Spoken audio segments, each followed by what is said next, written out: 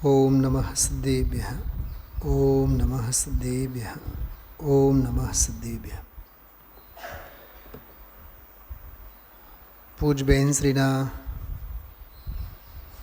અપૂર્વ વચનામૃતો ઉપર આજે આપણે પૂજ ગુરુદેવ શ્રીનો અધ્યાત્મને વૈરાગ્ય સિદ્ધાંતથી ભરપૂર એવો પ્રવચન, ચોથું પ્રવચન, ચોથો સ્વાધ્યાય, 12, 13 અને 14 ત્રણ બોલો ઉપર આપણે સાંભળ્યું. 12મો બોલ ગઈકાલે શરૂ થયેલો, પણ એની બધી અપૂર્વ છનાવટ આજના સ્વાધ્યાયમાં આવી છે. પહેલાં આપણે 12, 13 અને 14 ત્રણેય બોલોનો એકવાર વાંચન કરીએ, પાઠ કરીએ. 12મો બોલ છે: દ્રવ્ય દ્રષ્ટિ પ્રગટી, તેને હવે ચૈતન્યના તળ ઉપર જ દ્રષ્ટિ છે. તેમાં પરિણતિ એકમેક થઈ ગઈ છે. ચૈતન્ય તળિયામાં જ સહજ દ્રષ્ટિ છે. સ્વાનુભૂતિના કાળે કે બહાર ઉપયોગ હોય ત્યારે પણ તળ ઉપરથી દ્રષ્ટિ છૂટતી નથી, દ્રષ્ટિ બહાર જતી જ નથી. જ્ઞાની ચૈતન્યના પાતાળમાં પહોંચી ગયા છે. ઊંડી ઊંડી ગુફામાં ઊંડે ઊંડે પહોંચી ગયા છે. સાધનાની સહજ દશા સાધેલી છે. આ 12મો બોલ હતો. 13મો: હું જ્ઞાયક ને આ પર, બાકી બધા જાણવાના પડખા છે. હું જ્ઞાયક છું, બાકી બધું પર.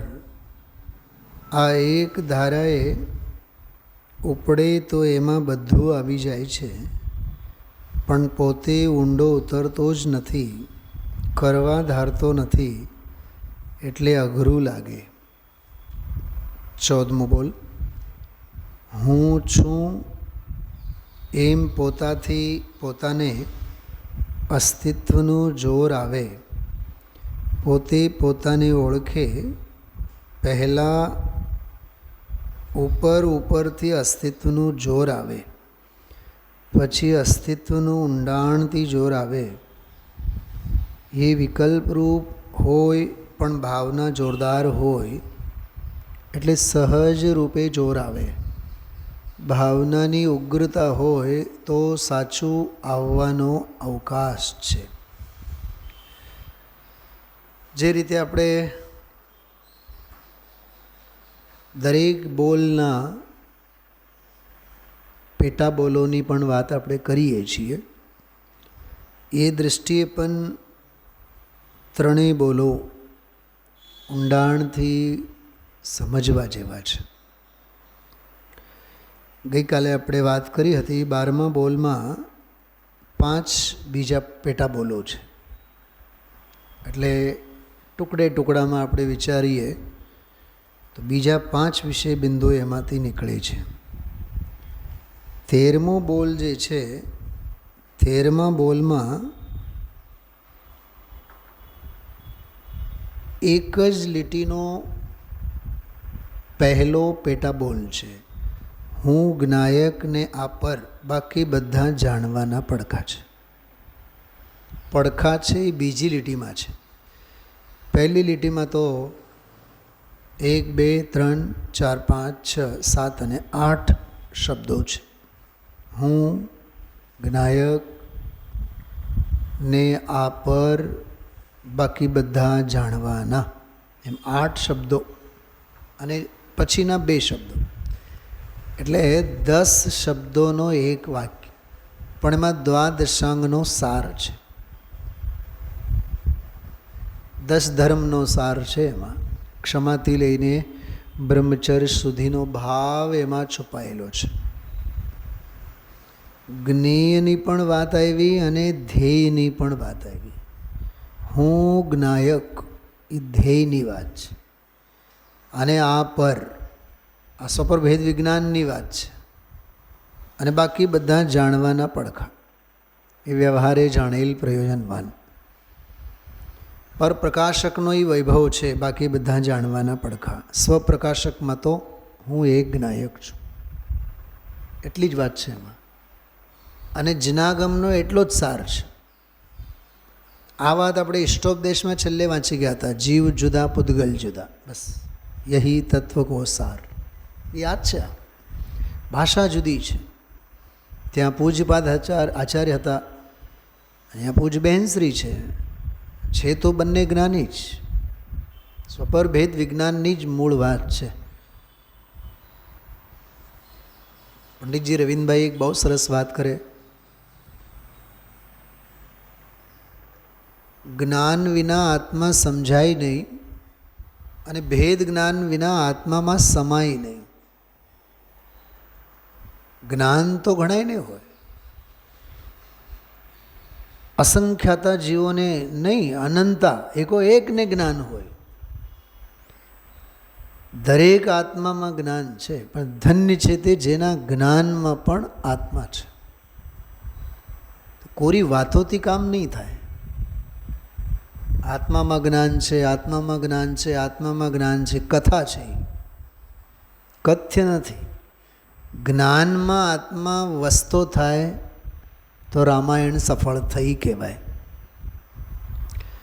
આ બોલો એવા છે જે આપણી બોલતી બંધ કરે. વચનામૃતના બોલો એવા છે કે આપણી બોલતી બંધ કરે. હું જ્ઞાયક, ખરેખર તો એમાં બધું આવી ગયું. હું જ્ઞાયક, બસ વાત પૂરી. અસ્થિ. બાકી કહેવાની જરૂરત નથી કે આપ પર. માન સરોવરમાંનું જે રાજહંસ હોય, રાજહંસની પ્રજ્ઞા ચક્ષુ ચાંચમાં હોય. જળને અડે એટલે એના સેવનમાં, પ્રાશનમાં દૂધ જ આવે. રાજહંસના ચાંચમાંની જે એક એવી ખટાશ, એવી વિચક્ષણતા હોય કે દૂધ જ ગ્રહે. પ્રશ્ન છે, એ દૂધને ગ્રહે છે અને જળને, બોલો તો ખરા તમે લોકો, છોડે છે. છોડે છે એ વાત ખોટી છે. ગ્રહે છે એ વાત કન્ફર્મ છે, પણ છોડે છે એ વાતમાં કંઈ દમ નથી. એટલે હું કઈ લેવલની વાત કરું છું સમજાય છે? એટલે વિચારીને બોલવાનું. દૂધને જ ગ્રહણ કરે છે, બસ ગ્રહણ કરે છે, વાત પૂરી. હું જ્ઞાયક છું. એ રાજહંસની ગ્રહણ શક્તિ છે. બસ એ જ ગ્રહવું, બસ એટલું એનું કામ છે. પછી શું ત્યજવું, શું છોડવું, એ દુનિયા જાણે. છૂટે એ જળ, ગ્રહવામાં આવે એ પાયસ, દૂધ. રાજહંસ દૂધને ગ્રહણ કરે છે એટલી વાત પાકી. ગ્રહવું એટલું જ કામ છે એનું. પછી છોડવાના ધંધા એના નથી. એ તો આપોઆપ સહેજે બધું જ્યાં હોય ત્યાં ને ત્યાં જ રહે. સમજો કે મને કોઈ પૂછે કે મરતા પહેલાં તમારી ઈચ્છા બતાવો, તો હું એમ કહું કે મરતા પહેલાં હું બધું છોડીને મરું. તો મને છોડવા માટે શું કરવું પડે? એક તો મરવું પડે. મરવા માટે શું કરવું પડે? એક એકને પકડીને બોલો છોડવું પડે. મરાશે? પકડીને છોડવાની વ્યવસ્થા જ નથી. તમે મરો, આપોઆપ બધું છૂટી જશે. ત્યાગ માટે ગ્રહણ માત્ર પર્યાપ્ત છે, સ્વીકારોક્તિ માત્ર પર્યાપ્ત છે. મને જ્ઞાન ગમે છે એનો અર્થ અજ્ઞાન ગમતું નથી. મને માર્ગ ગમે છે, જીન માર્ગ આપણે મથાળું રાખ્યું છે ને, મને જીન માર્ગ ગમે છે એનો અર્થ ઉન્માર્ગ ગમતા નથી. આ નિયમસારનો શબ્દ છે. જીન માર્ગ મને ભાવે છે, જીન માર્ગનો મને સત્કાર છે એનો અર્થ અન્ય ઉન્માર્ગ સાથે મારે સ્નાન સૂતકના સંબંધ નથી. થોડીક વાત ગંભીર વાત છે, સાંભળો. આજના પ્રવચનમાં ગુરુદેવશ્રીએ જેના મતમાં સર્વજ્ઞ નથી એક વાત કરી હતી, એના મતમાં વસ્તુની સત્તા જ નથી, આત્મા જ નથી એના મતમાં. કેમ કે જે સર્વજ્ઞને માને એને જ આત્મા સ્વીકારશે. બહુ પ્રેક્ટિકલ અને બહુ ઊંડાણથી સમજવા જેવી વાત છે. ખ્યાલમાં આવ્યું. ટોડરમલજી સાહેબે મોક્ષા પ્રકાશકમાં એક બહુ સરસ વાત કરી. અહો દેવ ગુરુ ધર્મ તો મહાન પદાર્થ છે, તેને આધારે તો ધર્મ છે, તેમાં જ જો શિથિલતા થશે તો ધર્મના બીજા અંગો કેવી રીતે સિદ્ધ થાય? અસ્તિત્વ, આસ્તિક, સર્વજ્ઞતા પ્રત્યેની અડગ શ્રદ્ધા, અડગ વિશ્વાસ. આપણે આપણી નસ એવી રીતે પકડવી. પુણ્ય ઉપર આપણને ભરોસો કેટલો, પાપ ઉપર ભરોસો કેટલો. પાપનો ઉદય થાય, લાગે કેવું? આ જાય તો સારું, મટે તો સારું, અનંત દ્વેષ છે. પાપના ઉદય પ્રત્યે દ્વેષ છે. પુણ્યના ઉદય હોય તો રહે તો સારું. કોકને તમે કહીને જુઓ, કાં હમણાં છેલ્લા કેટલાક દિવસથી તમે બીમાર પડેલા દેખાતા નથી, ભાઈ નજર ન લગાડો, માંડ સ્વસ્થ છીએ. પોઈન્ટ સમજાય છે? સંભાવિત પાપના ઉદયની પણ વાત કોઈને કહેવામાં આવે તો ગમે નહીં. નજર નહીં લગાડો, માંડ હમણાં સ્વસ્થ છીએ. એનો અર્થ પાપોદય પ્રત્યે, પ્રતિકૂળતા પ્રત્યે અનંત અણગમો છે, અને પુણ્યોદય સાનુકૂળતા પ્રત્યે અનંતી ગમાની અનુભૂતિ છે અને છે. પ્રતિકૂળતા ગમતી નથી, દ્વેષ છે. અનુકૂળતા ગમે છે, રાગ છે. મુનિરાજોને અનુકૂળતા ગમે છે એવોય નથી, પ્રતિકૂળતા પ્રત્યે અણગમો એવોય નથી. કેમ કે તેઓ રાગ અને દ્વેષથી પાર છે. કેમ? કેમ કે સર્વજ્ઞ શાસનના આરાધક છે. જે સર્વજ્ઞને માને, સર્વજ્ઞતાને માને, એને ઉદયની વાસ્તવિકતાનો સહજ સ્વીકાર હોય.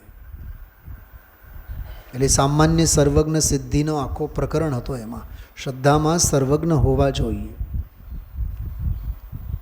હું જ્ઞાયક ને આ પર, બસ એટલી જ વાત.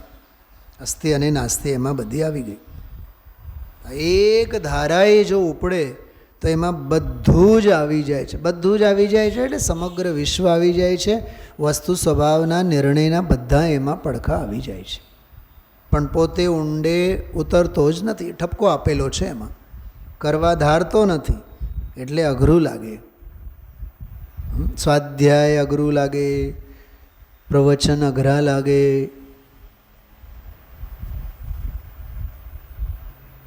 ભક્તિમાં ટપો પડે, સ્વાધ્યાયમાં ટકો પડે.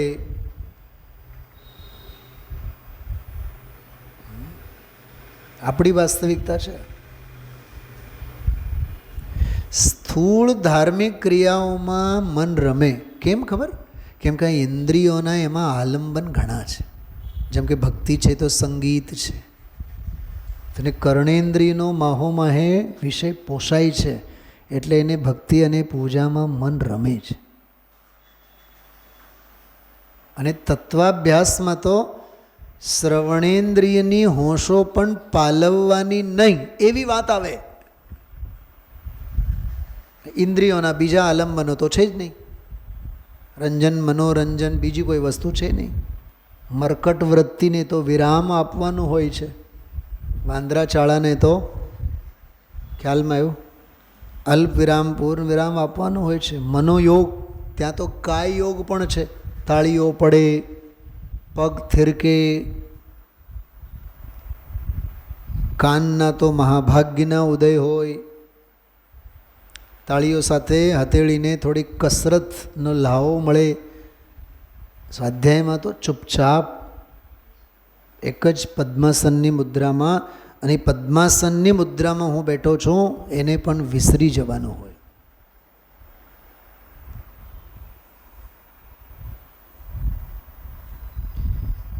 એક ધારે આમ 40-45 મિનિટ સ્વાધ્યાયમાં બેઠા હોય ને, દેહની સ્થિતિ હોય, બીપી આ તે બધું, તો ઓચિંતાના ઊભા થાય એટલે ચક્કર આવે, આંખે અંધારો આવે. કલાક 2 કલાક ભક્તિમાં બેઠા હોય ને, એમાં નહીં આવે. કેમ નહીં આવે? કેમકે ઇન્દ્રિયોનો આલંબન છે ત્યાં ઘણો, ઉપયોગ ઘણા માધ્યમે વહે છે, ત્યાં ઉપયોગની બરબાદી ઘણી થાય છે, ઉપયોગ ઘણો વેડફાય છે. આમાં ઉપયોગ વેડફાતો ઉપયોગ બધો કેન્દ્રિત થાય છે. એ આ બોલ આપણને બતાવે છે. ઊંડે ઉતરતો જ નથી, કરવા ધારતો નથી, એટલે અઘરું લાગે. બહુ સરસ બોલ છે આ.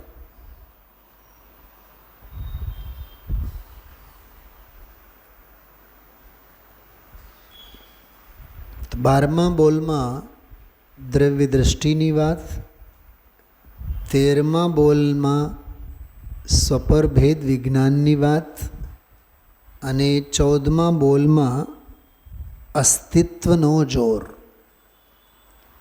આસ્તિક્ય ભાવના કેવી હોવી જોઈએ એ 14મા બોલમાં. સ્વપર ભેદ વિજ્ઞાન કેવો એની વિધિ 13મા બોલમાં, અને દ્રવ્ય દ્રષ્ટિ 12મા બોલમાં. દ્રષ્ટિ પ્રગટ થઈ, પણ દ્રષ્ટિની દ્રષ્ટિ તળિયા ઉપર છે.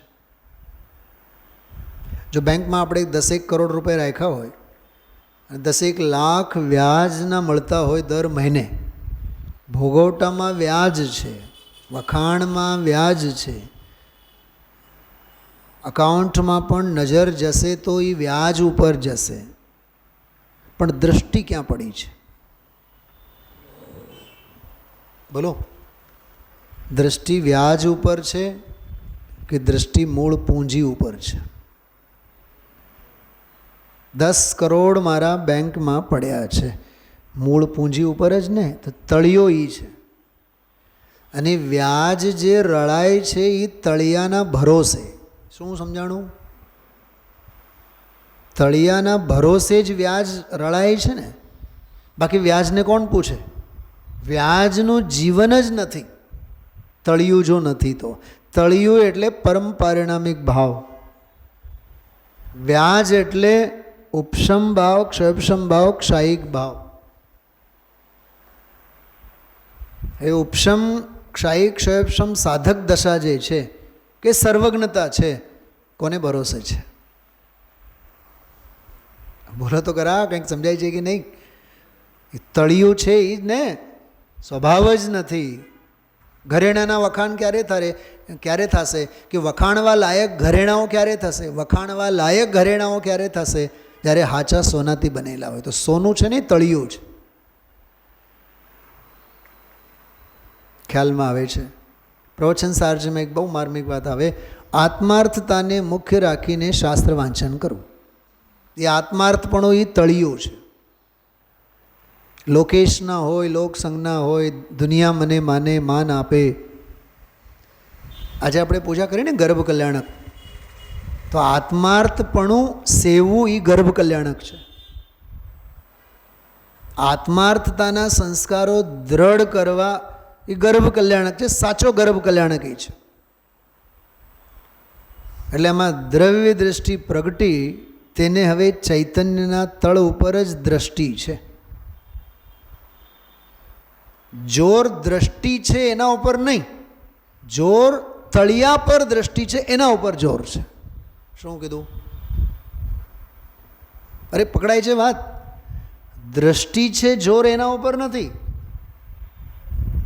ચૈતન્યના તળ ઉપર દ્રષ્ટિ છે, જોર એના ઉપર છે.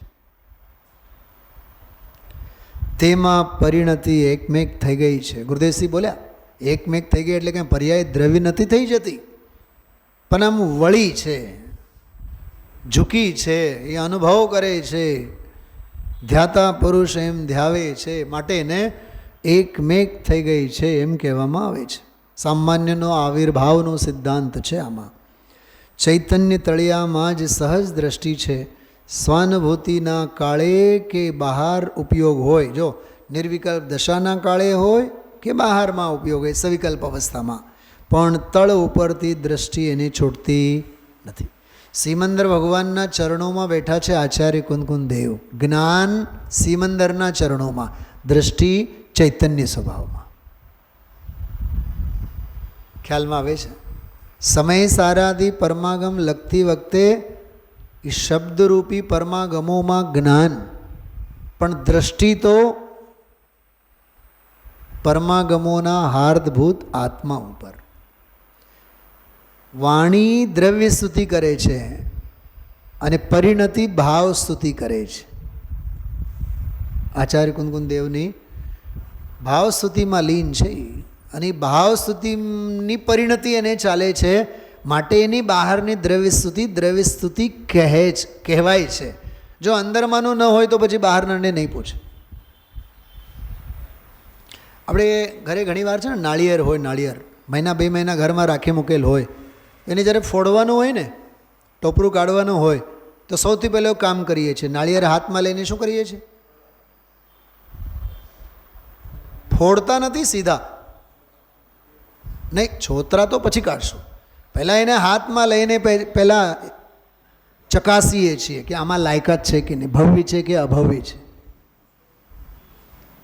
અને અંદરમાંનો ગળગોટો અવાજ આવે ને, ભાઈ છે દ્રવ્ય કર્મ ભાવ કર્મ નો કર્મથી છૂટો પડેલો ગોળો અંદરમાં નાબૂદ છે, એનો ભાસ થાય, આપણને ભાવ ભાષણ થાય. પછી એને જ્યારે ફોડીએ તો અંદરમાં આખું સ્વરૂપ અને સ્વભાવમાં લક્ષગત કરેલો ગોળો આપણને દેખાય. લક્ષગત શબ્દ કીધું મેં, ગઈકાલનો શબ્દ છે. લક્ષગત થયેલો એ ગોળો એક અણી માત્ર પણ એને ધક્કો નહીં લાગે, ભલે એને ઘણ વાગે ઉપરથી તોય. અને અંદરનો બધો સંસાર, શરીર અને ભોગો પ્રત્યેનો રસ સુકાઈ ગયેલો હોય. અને પછી એને તમે છોલો ટુકડા કરો તો ટોપરાનો ચહેરો મોહરો તો એવું લાગે જાણે કે ભાવલિંગી સંત જેવો સુકાઈ ગયેલો હોય. દાંત નહીં કાઢતા, બહુ ગંભીરતાથી વાત સમજો હું શું કહેવા માગું છું. અને સંસાર, શરીર, ભોગો પ્રત્યે હવે રસ નથી. એ ખડખડાટ દાંત નહીં કાઢે, પછી એ ગંભીર હોય. અને જેમાં પાણી ભરેલો હોય એ નાળીએ એ ટોપરું કેવું લાગે? પશ્ચિમી સભ્યતાના રંગે રંગાયેલો, 5 ઇન્દ્રિયોના વિસ્તારમાં ફેલાયેલો જુવાન જોધ લાગે ને? 18, 20, 25 વર્ષનો જુવાન. અરે કંઈક સમજાય છે ભાવ ભાષણ? હા, ખ્યાલમાં આવે છે?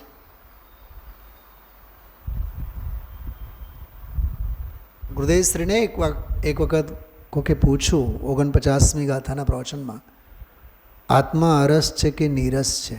ગુરુદેવશ્રી બોલ્યા, અરસ સરસ છે. નીરસનો જવાબ જ નહીં આપ્યો, કેમ કે પૂછનારમાં મૂઢતા ભરેલી હતી. ગુરુદેવશ્રી કીધું કે અરસ સરસ છે, અને અરસ જ સરસ છે, બીજું બધું જ નીરસ છે. એટલે આ બહુ માર્મિક વાત છે. સ્વાનુભૂતિના કાળે નિર્વિકલ્પ દશામાં કે બહાર ઉપયોગ હોય ત્યારે પણ તળ ઉપરથી દ્રષ્ટિ ક્યારેય છૂટતી નથી. અરે નાનું બાળક હોય માના ખોળે, માં ખોળે લઈને એને બાજુમાં પડખે સુવડાવીને માં સૂતી હોય અને પોતાના હાથનો સહારો આપીને સૂતી હોય. જરીક બાળક હાલે ને તો સફાળે માં જાગે અને સૌથી પહેલી નજર એને બાળક ઉપર જ હોય. ઘસઘસાટ નિંદરમાં હોય તોય માની દૃષ્ટિ બાળક પરથી હટતી નથી, અને બાળકની પણ દૃષ્ટિ માં પરથી છૂટતી નથી. દૃષ્ટિ બહાર જતી જ નથી. જ્ઞાની ચૈતન્યના પાતાળમાં પહોંચી ગયા છે. વાહ, કેટલું સરસ! ચૈતન્યના પાતાળમાં પહોંચી ગયા છે. ઊંડી ઊંડી ગુફામાં ઊંડે ઊંડે પહોંચી ગયા છે.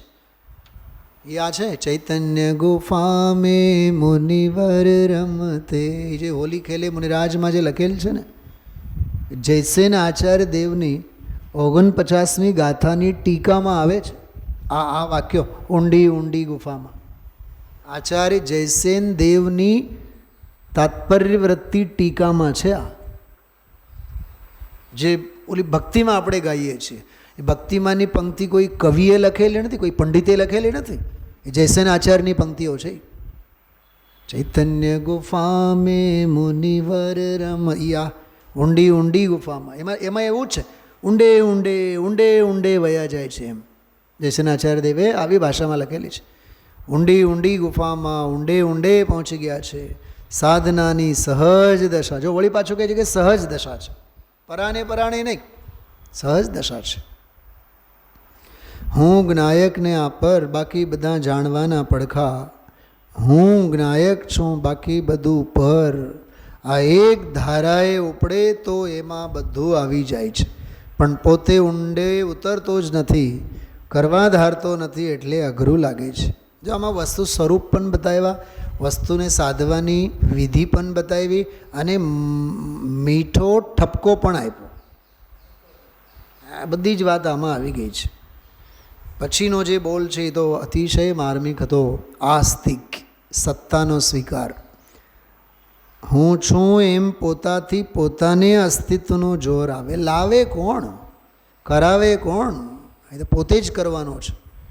પોતે પોતાને ઓળખે પહેલાં ઉપરથી અસ્તિત્વનું જોર આવે, એટલે સવિકલ્પ અવસ્થામાં એનું જોર આવે ઉપરથી, પછી અસ્તિત્વનું ઊંડાણથી જોર આવે. એ વિકલ્પરૂપ હોય પણ ભાવના જોરદાર હોય એટલે સહેજ રૂપે જોર આવે. ભાવનાની ઉગ્રતા હોય તો સાચું આવવાનો અવકાશ જ છે. જો મને એક નાનપણના દિવસોનો એક દૃષ્ટાંત યાદ આવે છે કે નાના હોઈએ ત્યારે ઘણીવાર આપણે ચંપલ વગર રખડતા હોય તો ઘણીવાર પગમાં કાંટો ખૂંચે, અને એટલો બધો એ સુંવાળો અને એટલો બધો બારીક હોય, એ પગમાં દુખે તો ખરું, પણ એ કઈ જગ્યાએ ખૂંચેલ છે એ ખ્યાલમાં નહીં આવે. તો વડીલો જે હોય ને, દાદા દાદી, બેટા તું બેસ, તું લંગડતો હાલે છે, તું બેસ. પગ, આપણો પગ પોતાના પગ પર લઈ લે પહેલાં, બરાબર. પછી કે પાણી લઈ આવો. પછી પાણીથી પગનો આખો તળિયો છે ને એને જરીક આમ ધોઈ નાખે, આમ સાફ કરે. સાફ કરી આમ એને પછી હળવે આંગળા આમ ફેરવીને એને પછી પૂછે, તને અહીંયા દુખે છે? તને અહીંયા દુખે છે? હા, તો અહીંયા જ હોવો જોઈએ. પછી ત્યાં વિશુદ્ધિ લબ્ધિનો મારો ઝાઝો કરે. પછી હળવેથી બહુ બારીક વિચક્ષણતાથી જુએ, હા આમાં લાગે છે. પછી ચામડીના અંદરના પડમાં જે ઘૂસેલ વિકાર હોય એ આગમ ચક્ષુવંત દાદીમાને દેખાઈ આવે.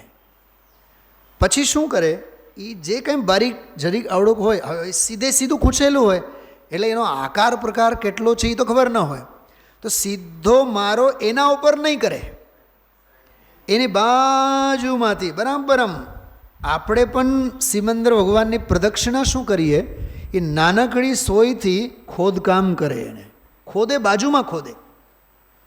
પછી ધીમે ધીમે ધીમે ધીમે ધીમે એ કાંટાનો જે ટુકડો છે એની પાસે જાય. પછી એને સાવ ઉપરના ભાગથી એને અડે નહીં, એને હલાવે નહીં, સાઈડમાંથી જ એને અડકવાની કોશિશ કરે. અને એ એક વખત ધીમે ધીમે પકડમાં આવે ને તો નીચેથી તળિયાથી એને હલાવે, ઉપરથી નહીં હલાવે, નીચેથી તળિયાથી એને હલાવે.